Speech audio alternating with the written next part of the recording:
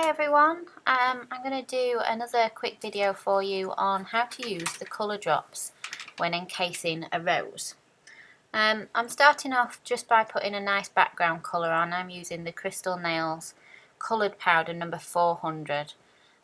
It's got a lovely shimmer to it, so it's going to be a nice backdrop. I've already got a clear layer of acrylic underneath this, so this only needs to be a thin layer. Nothing too much at all, because this is just over an overlay. So quite wet, and just brush it so it stays nice and thin. Now I'm going to start to build a 3D rose. Now this rose is slightly different to a normal 3D rose in that you want it to be quite separate. You don't want the petals to be overlapping too much, so that when you put your colour drop powder on top, it can sink in between the different layers. And you don't want it to be too high either. It needs to be a fairly flat 3D rose. So you can see I'm really using that belly of my brush to really press those beads quite flat. Now, thinking about where you're going to be filing this nail at the end of the design, you're going to be filing it quite a lot at the sides. So don't put too much detail at the sides. You can see that I'm starting my petal a little bit further in from the side wall, so that when I cap that with my acrylic, I'm not going to just be filing it straight off. But again, nice flat pressing for these petals. So my next layer, I'm not going to particularly overlap onto my first layer. It's just going to sit in front of it rather than overlap onto it. Again, I'm using my Crystal Nails mini 3D brush, and I'm using the NSI pure white powder. And as always, the key to 3D is patience. Don't press that bead too early. Let it start to polymerize first before you start pressing onto it.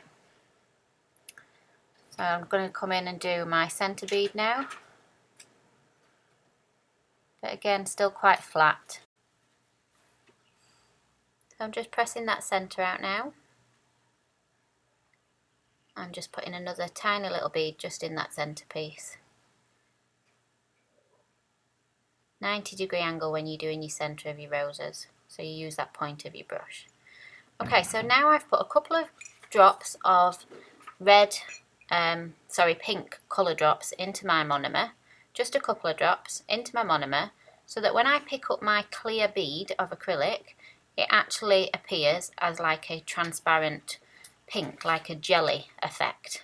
So I'm just capping that whole design now with my clear bead from my colour drops, and now I'm just going to file the surface of that nail. And what you'll notice when you're filing is some of the white from the 3D starts to look slightly more vibrant than some of the other parts, and that is the 3D starting to pop through that top layer. And that's exactly what you want, so that the 3D encapsulated rose really stands out. You could do your encapsulated rose in a red acrylic, so that you get like a blood rose, or you can, if you're going to do blue colour drops, maybe do a blue rose, something like that, and have a play with it, and you'll see what different types of effects you can get.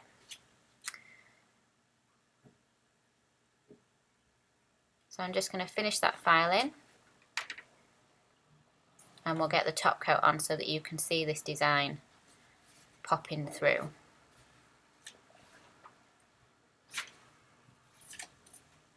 So I'm just checking my apex.